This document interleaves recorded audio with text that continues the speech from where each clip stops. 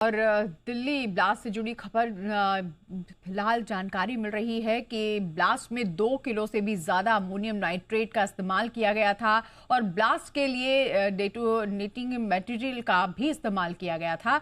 Delhi blast मामले में बड़ा खुलासा हुआ है।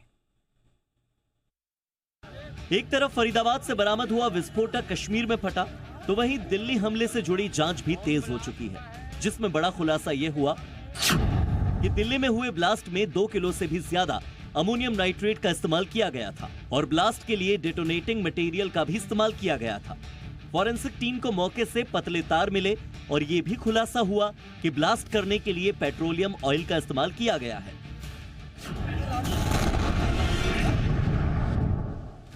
जांच के मुताबिक आतंकी उमर बॉम्ब बनाने में एक्सपर्ट था और उसी ने ही ये विस्फोटक तैयार किया था।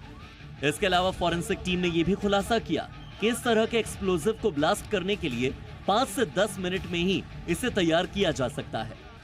सवाल यह है कि क्या लाल किले की पार्किंग में 3 घंटे में उमर ने ये सब किया?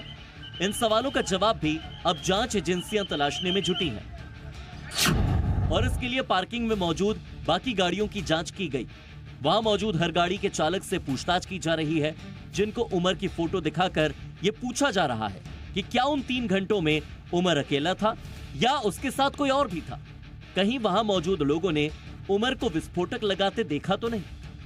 दिल्ली में जहां ब्लास्ट को लेकर जांच चल रही है, तो वहीं फरीदाबाद पुलिस भी तलाशी अभियान चला रही है। फरीदाबाद की अलग अलग कॉलोनीज में, अलग अलग गांवों में तलाशी अभियान जोरों शोरों पर चल रहा है। साथ ही लोगों से पूछताछ की जा रही है, क्योंकि फरीदाबाद ही इस पूरे टेरर मॉड्यूल का एपिसेंटर था, जहां रहकर उमर, मुजम्मिल और शाहीन ने इस पूरी प्लानिंग को अंजाम दिया।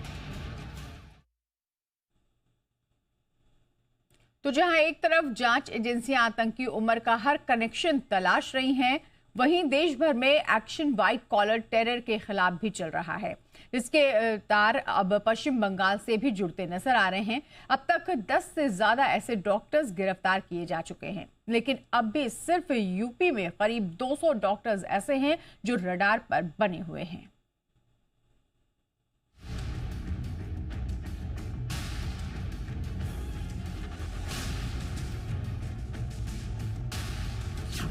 क्या 200 आतंकी डॉक्टर के भेष में यूपी में घूम रहे हैं? क्या जितने डॉक्टर गिरफ्तार हुए उससे कहीं ज्यादा और मौजूद हैं?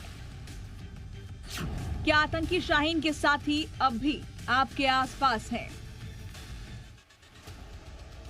ये बड़े सवाल हैं जो अब एक एक कर हो रहे खुलासे के बाद बने हुए हैं।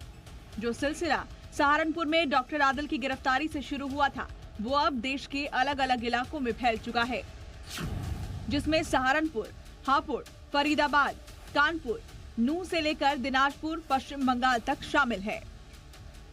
ये आतंकी डॉक्टर की पढ़ाई कर लोगों के आसपास रहकर जान बचाने की नहीं, जान लेने का प्लान बना रहे थे।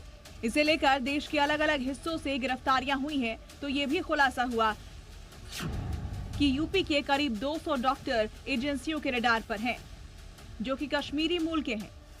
ये सभी यूपी में कहीं डॉक्टर और मेडिकल स्टूडेंट के तौर पर काम कर रहे थे। अब तक सामने आई जांच के मुताबिक फरीदाबाद से पकड़ी गई आतंकी शाहीन लगातार यूपी में काम करने वाले इन 30 से 40 डॉक्टर्स के संपर्क में थी और अब यूपी एटीएस की टीम दिल्ली और श्रीनगर जाने की तैयारी में है। इसके अलावा अल-फलाह यूनिवर्सिटी के 15 डॉक्टर भी हैं, जो कि मुजम्मिल के संपर्क में हैं और वो 15 के 15 अभी मिसिंग बताए जा रहे हैं।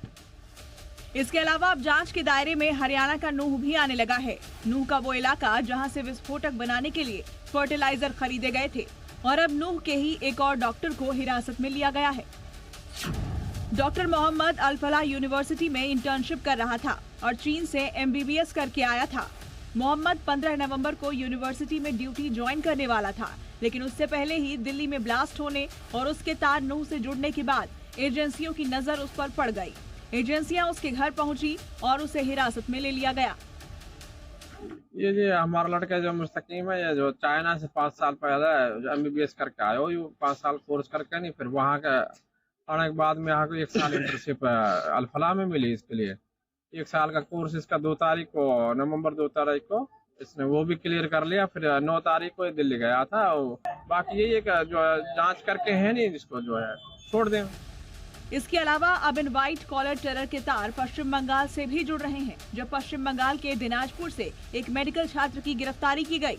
जो छात्र हिरासत में लिया गया वो निसार आलम है और वो भी अल फलाह यूनिवर्सिटी में MBBS का छात्र है। NIA की टीम ने उसे गिरफ्तार किया। यानी फरीदाबाद से गिरफ्तार हुए आतंकी डॉक्टर्स का नेटवर्क पूरे देश के अलग अलग हिस्सों में फैला था।